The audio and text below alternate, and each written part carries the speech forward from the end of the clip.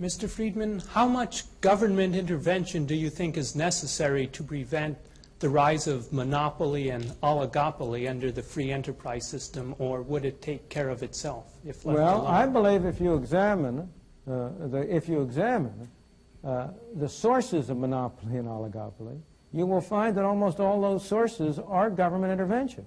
I think the situation is almost precisely the reverse. Let me put it in a very simple way. Suppose I were to ask this audience my favorite question along these lines. You have one law you can pass. Its only purpose is to reduce the extent of monopoly. That's its only purpose. You have one law. What law would be most effective in achieving that end? What law would you pass? I don't mean any gimmicks. You know, it's not going to be something in which you can have a law with 4,000 different parts. I'm not asking a very complicated question. What would you do? Limit the size of the market that they could.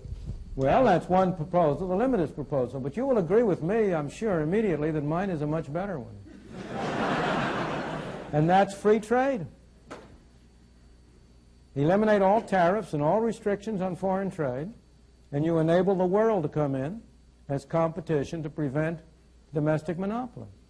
Wouldn't that do a great deal more good in preventing monopoly than would a limit on the size of enterprises, with much less restriction in human freedom?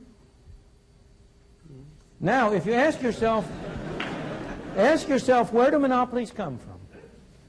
In the United States, the most important and the strongest monopolies are unquestionably those that derive from governmental privilege.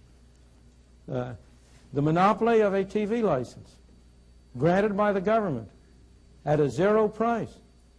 That's a source of monopoly privilege. It also has been a source of wealth for some notable Americans. The grant of a tariff protection. Would the steel industry in the United States have any kind of monopoly or oligopoly position if it weren't able to get government to impose restrictions on imports of foreign items and so on? Trade union monopolies.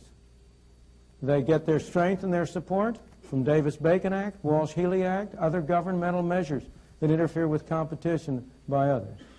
It's very hard. In fact, I have tried to consider, and George Stigler is a greater authority on this than I, so maybe we ought to get him in to add to this, what private monopolies there are that have been able to maintain themselves over any long period of time without government assistance.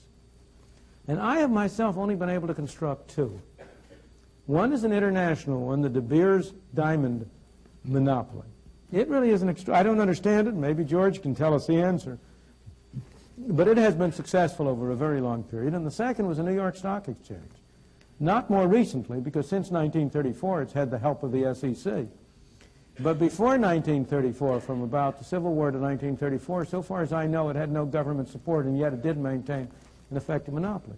But almost every other case, you have temporary monopolies develop, and if the government doesn't come in to shore them up, they fall to pieces. The railroads became a monopoly only because they were able to get the Interstate Commerce Commission established. Trucking is a monopoly because the ICC keeps out competitors. And you can go down the line and find that one hypothetical monopoly case after another derives from governmental assistance and support.